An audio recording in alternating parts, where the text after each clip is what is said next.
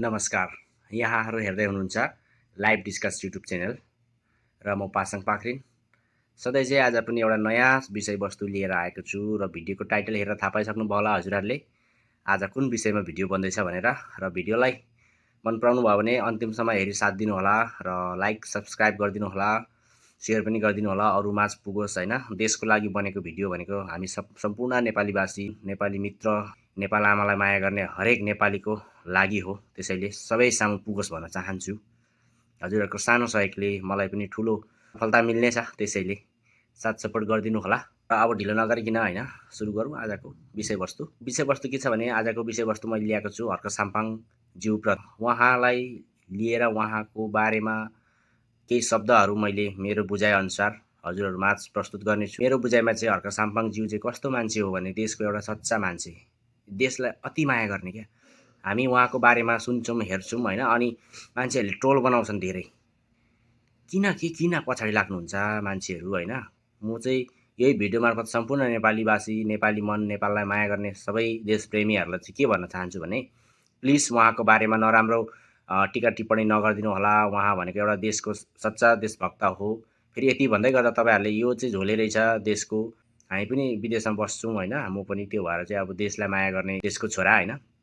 त्यही हिसाबले चाहिँ उहाँलाई, उहाँको विचार धारणाहरू मलाई मनपर्छ धेरै। त्यो भएर चाहिँ उहाँको केही राम्रो राम्रो शब्दहरू छ क्या जुनले चाहिँ मेरो मन छोएको छ। जस्तै उहाँ भन्नुहुन्छ हामी सुरुवात आफैबाट गरौँ, श्रमबाट गरौँ अनि देश विकास हुन्छ भन्नुहुन्छ हैन। त्यो कुरा 100% सही हो। किनभने श्रम भनेको एउटा यस्तो प्राइमेरी सेक्टरमा पर्छ के देश विकासको लागि, डेभलपको लागि। जस्तै यो अहिले हामी जहाँ बसिरहेको छौँ करेन्ट मेरो हैन एड्रेस साउदी हो। यहाँको हेर्नुहोस् अब यहाँ कस्तो छ भने श्रम गर्ने हामी सबै श्रमिक त हो नि, यहाँको लेबर हैन। पर्सेन्टेज यति धेरै छ हैन। अब हामी मात्रै नेपालको मात्रै नभएर यहाँ बङ्गलादेश, इन्डिया, तपाईँको पाकिस्तान, फिलिपिन्स, अन्य ठाउँको मान्छेहरू धेरै छन् यहाँ हैन, जसले चाहिँ यो देशको लागि काम गरेर हैन देश यति अगाडि यति डेभलप छ। र अर्को कुरा सरकार यति न्यायपूर्ण सरकार छ यहाँको। हाम्रो देशमा यहाँको जस्तो सरकार हुनुपर्छ जस्तो लाग्छ क्या मलाई। कोही कसैले पनि एक शब्द सरकारमाथि बोल्नु पर्दैन के, आवश्यकै छैन बोल्ने। किन भन्दाखेरि त्यति न्याय दिनुभएको छ क्या यहाँको सरकारले जनतालाई। त्यस्तै हाम्रो पनि सरकार त्यो खालको भयो भने हामीले किन आवाज उठाउने, किन आन्दोलन गर्ने हैन देशको लागि। देश त्यतिकै अगाडि बढ्छ, विकासको प्रगति, विकासतर्फ यति तीव्र गति लिन्छ हैन देशले, के भन्नु त्यतिखेर हैन। त्यस्तो खुसी लाग्दो मोमेन्टहरू पनि आउँछन्, त्यसैले हामीले सबैले सपोर्ट गर्नुपर्छ हैन।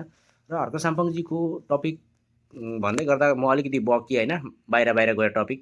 तर हर्क साम्पाङजीले जुन खालको सङ्कल्प लिनुभएको छ नि, हिजो अस्ति आन्दोलनको बेलामा अरू कोही मान्छेहरू अगाडि नसर्दा उहाँ सर्नुभएको थियो। एउटा त्यो पोइन्ट याद राख्नुपर्छ हामीले, किनभने उहाँले आर्ट गर्नुभयो क्या, आई क्यान डु भन्ने उहाँलाई एउटा क्षमता चाहिँ छ क्या उहाँमा।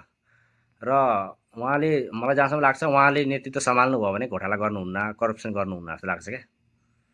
एकदम अर्ग्यानिक पारामा धरनमा जसरी अहिले परिवर्तन आएको थियो हामी सबैले देखेका छौँ, त्यही प्रकारले देशलाई पनि बिस्तारैसँगले अगाडि लग्यो भने कस्तो होला त।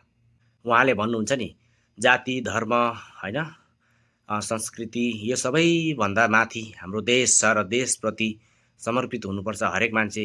आफ्नो घर परिवार सँगसँगै देशको लागि पनि सम टाइम हात बटाउनु पर्यो के। कुन तरिकाले हुन्छ, फाइनेन्सियली सकिन्छ कि श्रमिक हिसाबले सकिन्छ कि देशको लागि योगदान दिनु सक्नु पर्यो कि हामी हरेक नेपालीले।